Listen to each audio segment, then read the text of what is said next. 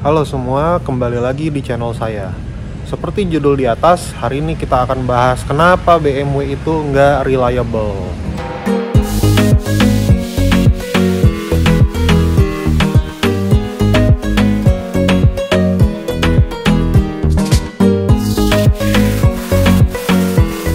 Nah, banyak orang yang nanya sama saya, "Bang, kok BMW itu nggak reliable sih?" Dan sejujurnya pertanyaan ini kayak melekat dan menghantui saya selama beberapa lama, sampai akhirnya saya megang BMW pertama tuh di tahun 2019 tuh BMW pertama saya tuh yang E30. Teman-teman kalau ngelihat vlog saya di awal-awal tuh ada tuh E30 nya, itu adalah BMW pertama saya. Dan saat menggunakan BMW E30 itu saya menemukan alasan-alasan kenapa BMW itu jadi nggak reliable. Yang pertama nih, yang biasa saya sebut wanti-wanti ke teman-teman tuh karet-karet. Karet-karet BMW itu kurang kokoh gitu ya. Teman-teman bisa lihat F30 yang notabene usianya masih muda, di bawah 10 tahun, tapi karet-karet kaca ini udah mulai getas. Dan efeknya itu lumayan parah. Di bawah, kalau teman-teman perhatikan jalur-jalur ini, di bawah ini itu banyak bagian-bagian komponen yang berhubungan dengan electrical. Kayak misalnya di E46 ini, di sini ada modul ABS. Terus kalau di sini sih bagian sini nggak ada ya, tapi ya teman-teman paham lah maksudnya. Di dalam sini juga ada modul-modul ECU lah. Jadi kalau misalkan karet-karet kaca ini getas, maka ketika hujan deras dan debu dan daun-daun menumpuk di dalam, ini akan banjir. Airnya nggak kebuang lewat samping, dia akan banjir dan numpuk di bagian sini. Jadi ada dua tahap nih. Yang pertama banjir di sini nggak nahan, dia akan turun ke sini. Turun ke sini pun ada lubangnya, lubang itu pun ketutup, maka ABS akan banjir. Dan barang elektronik itu nggak bisa kena air kan.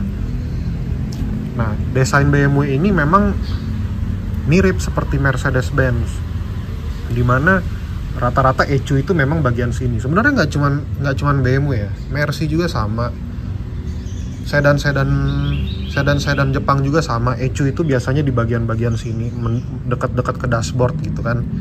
Tapi ya karena karet-karet ini getas dan dibiarkan pemiliknya karena merasa bahwa ganti karet begini 150 ribuan mahal, akhirnya dibiarkan dan akhirnya elektrikalnya bermasalah. Terus yang kedua nih, selain karet gitu ya, teman-teman pernah mikir nggak sih, kayak apalagi yang udah lama main mobil-mobil Jerman gitu ya, radiator tuh sama-sama mereknya Baer atau Nissan. Terus termostat sama-sama Mahle, Borg-Warner, sama gitu kayak Mercedes-Benz. Shock breaker sama-sama Bilstein, Sachs atau Boge.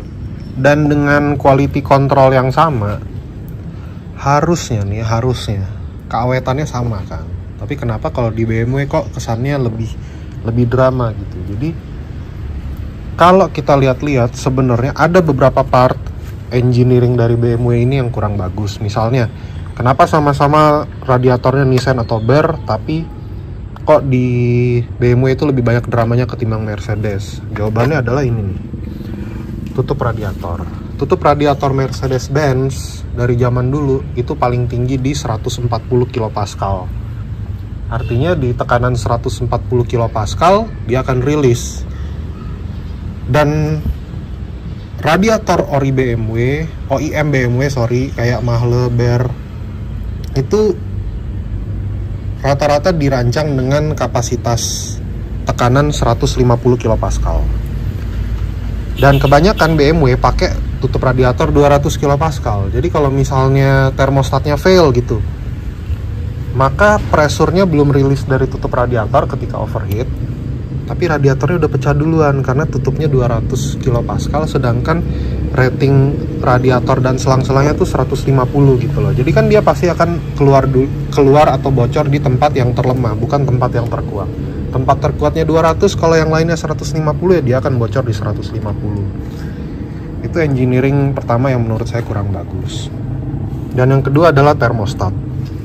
Termostat itu untuk banyak BMW 4 silinder ya. 4 silinder khususnya E36 sampai ya E36 dan E46 gitu. Itu suhunya relatif tinggi. Misalnya di E36 nih. E36 itu termostat M43 ya, M43 itu ada di 95 derajat Celcius. Apakah terlalu tinggi? Enggak, tapi kalau dibandingkan dengan 6 silinder E36, M50, M52, M50, M52 gitu ya, yang termostatnya bisa diatur di 87 derajat, 82 atau bahkan cuma 71 derajat, maka hitungannya 95 derajat tuh agak tinggi. Tapi masih oke. Yang bermasalah tuh pas udah masuk di M46. M46 itu termostat 4 silindernya itu ada di 105 derajat. Semua 318i ya. Ingat, semua 318i, mau M43, mau N42, mau N46, itu semua termostatnya di 105 derajat.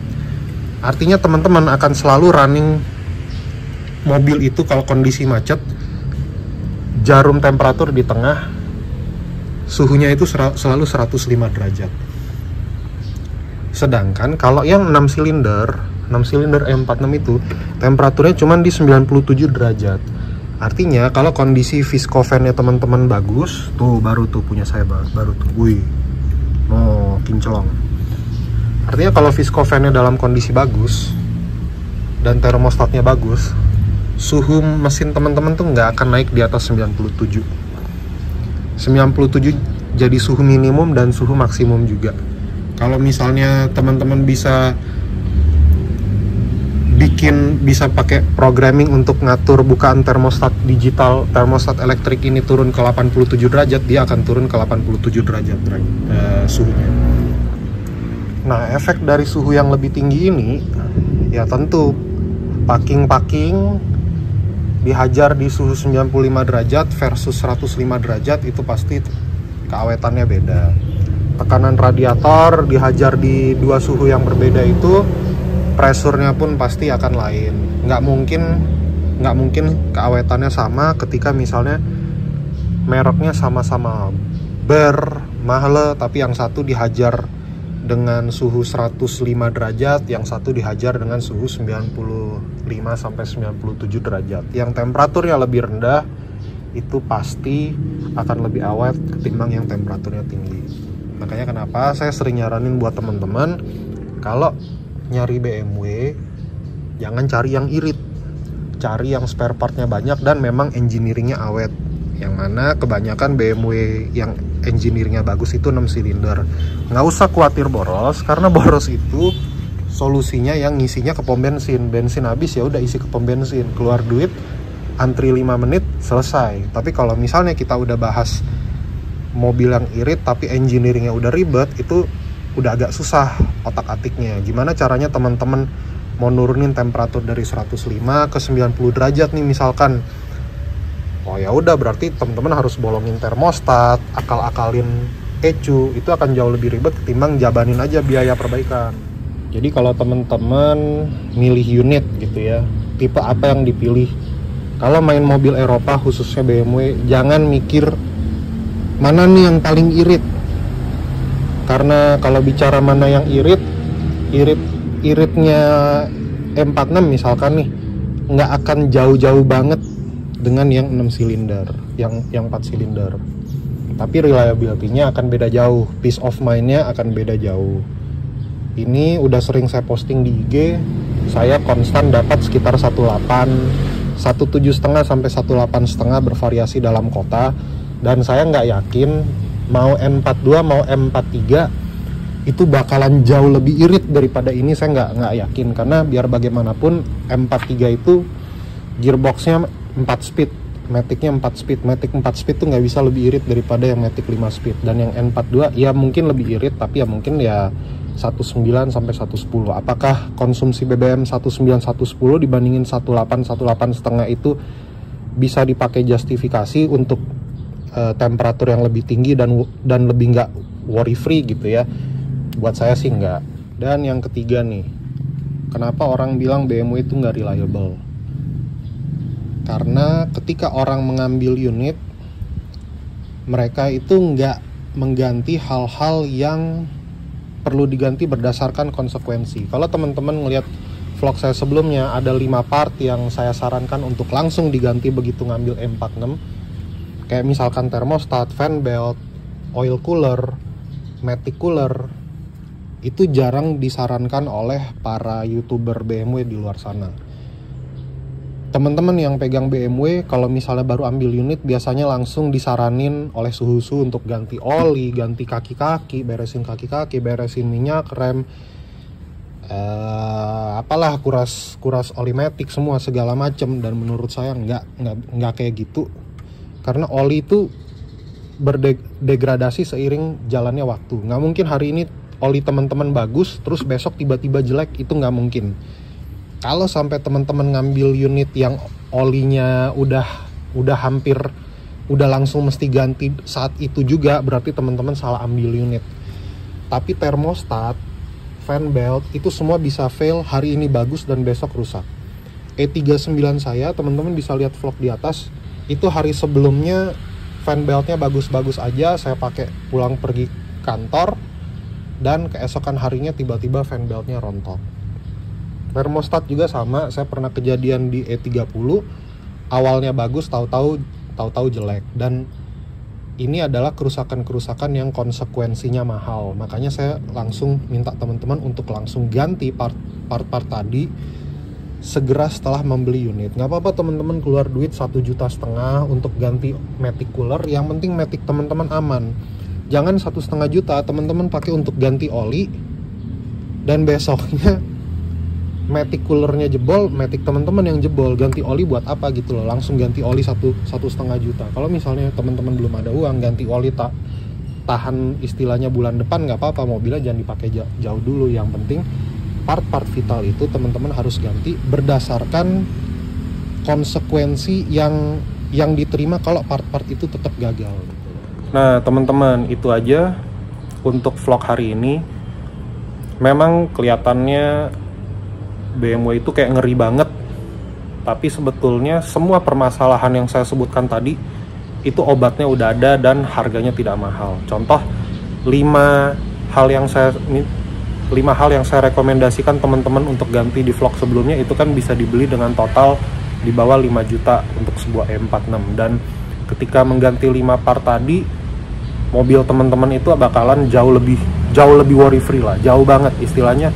Kalau ada sesuatu yang rusak, teman-teman tuh masih bisa jalan ke bengkel, nggak perlu bener-bener turun mesin atau turun matic. Teman-teman masih bisa preventif, pulang ke rumah dulu atau minimal tunda perbaikan gitu, masih bisa diakalin lah gitu. Karet misalkan, karet BMW emang kurang bagus, tapi karet BMW itu harganya masih lebih murah ketimbang merek Jerman saingannya, dimana karetnya memang relatif bagus. Tapi kalau teman-teman coba cari karetnya, waduh, itu harganya udah nggak masuk akal. Dan oke teman-teman, itu aja untuk vlog hari ini. Semoga vlog saya dapat bermanfaat buat teman-teman semua. Nggak usah terlalu takut pelihara BMW, pelihara mobil tua, mobil Eropa. Teman-teman tahu sendiri, selama 4 tahun terakhir daily saya tuh BMW tua, dan saya ngambil unit yang kondisinya jelek gitu ya, bukan yang kondisinya bagus. Saya ngambil seringnya kondisi jelek, kecuali M46 ini yang saya ambil kondisi bagus. Tapi toh mobil-mobil itu bisa saya pakai untuk daily. Jadi sebenarnya teman-teman asalkan ambil unit bagus, bukan asal murah, harusnya nggak semengerikan itu kok pelihara BMW. Oke deh teman-teman, jangan lupa like and subscribe channel saya. Sampai jumpa lagi di vlog selanjutnya.